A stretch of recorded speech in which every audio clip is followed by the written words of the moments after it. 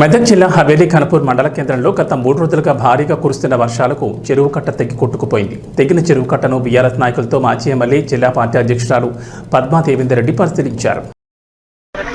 పంట మునగడం జరిగింది. మరి ఇప్పుడు మేము అధికారులను కోరేది ఏంటంటే ప్రకృతి వైపరీత్యం జరిగినప్పుడు ముందుగానే అలర్ట్ ఉండాలి. యాక్చువల్లీ ఇక్కడ ముందుగా చెరువుకు ఒక బుంగ పడింది, చెరువుకు కట్టకు ఒక బుంగ పడింది.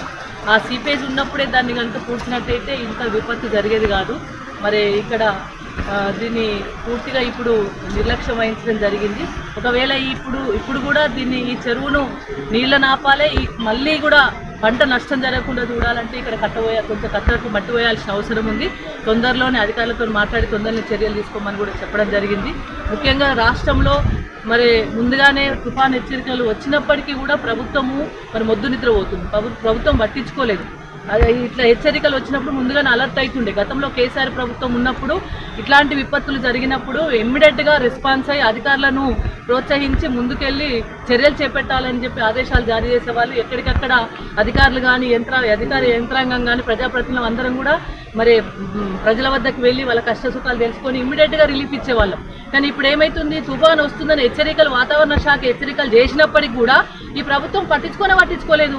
ఇంత ప్రాణ నష్టం జరిగింది. దాదాపు 32 మంది చనిపోయినరు, ప్రాణ నష్టం జరిగింది, బాగా ఆస్తి నష్టం జరిగింది, పంట పొలాలు మొత్తం మునిగిపోయినాయి, వరదలు వస్తూ ఉన్నాయి. ఖమ్మం జిల్లా లాంటి దగ్గరైతే వరదలు వచ్చి కొట్టుకుపోతున్నారు. అక్కడ వాళ్ళకి ఫుడ్ కూడా సరైన పద్ధతిలో అందించడం లేదు. ఇక్కడ కూడా మరి ఇప్పటి వరకు అధికారులు కానీ అదేవిధంగా మరి ప్రజాప్రతినిధులు కానీ వచ్చి పర్యవేక్షించి దానికి పరిష్కారం ఇవ్వట్లేదు. కేవలం తూతు మంత్రంగా వెళ్తున్నారు వస్తున్నారు తప్ప పరిష్కారం చూపెట్టట్లేదు. మరి గణపురం చెరువు కింద 200 ఎకరాలు నష్టపోయింది. ఇక్కడ రైతులు నష్టపరిహారం చెల్లించాలి. ఇప్పటి వరకు అధికారులకు కానీ ప్రజాప్రతినిధులకు కానీ ప్రభుత్వానికి కానీ ఎక్కడ ఎంత నష్టం జరుగుతుంది, ఎంత ఇబ్బందులు ఉన్నాయి, ఎక్కడ ఎట్లా చేయాలనేది ఆలోచనలే లేదు. వాళ్ళకి ఆలోచన వస్తలేదు. అదే ఆంధ్రప్రదేశ్లో వాళ్ళు వెంటనే స్పందించిండ్రు.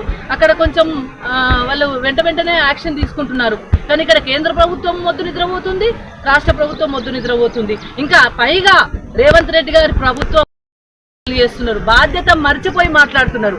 నీకు అధికారం ఇచ్చింది, నీ బాధ్యతను గుర్తు చేస్తూ మీకు అధికారం ఇచ్చింది ప్రజలను ఆదుకోమని. ప్రజలు ఓ వైపు వదిలిపెట్టేసిండ్రు. వాళ్ళు ఎక్కడన్నా పోని, వాళ్ళకి ఎంత కష్టమన్నా రాని, వాళ్ళకు అన్నం దొరకకపోని, వాళ్ళకి నీళ్ళలోనే ఉండని, వాళ్ళకి పంట పొలాలు మునగని పట్టించుకుంటలేరు. ప్రతిపక్షాల మీద ఆరోపణలు చేస్తుండ్రు. సప్పుడే కాదు కట్టిపెట్టేయండి, ప్రతిపక్షాల ఆరోపణలు బంద్ చేయండి. ఫస్ట్ మీకు ప్రభుత్వంకి అంటగట్టిండ్రు, మీకు ప్రజలందరూ కూడా ప్రభుత్వం మీకు ఇచ్చిండ్రు. ఆ ప్రభుత్వము మరి బాధ్యత వహించి ప్రజల కష్టం కాకుండా ఇబ్బంది లేకుండా గతంలో కేసీఆర్ ప్రభుత్వం ఏ విధంగా ఆదుకుందో ఆ విధంగా అందరిని కూడా ఆదుకోవాలని చెప్పి డిమాండ్ చేస్తున్నాం.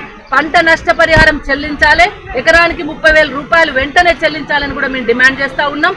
గతంలో టేకులగడ్డ దగ్గర ఒక 10 మంది తప్పిపోతే వెంటనే హెలికాప్టర్ పంపించి తీసుకొచ్చి వాళ్ళని సురక్షిత ప్రాంతాలకు తరలించడం జరిగింది.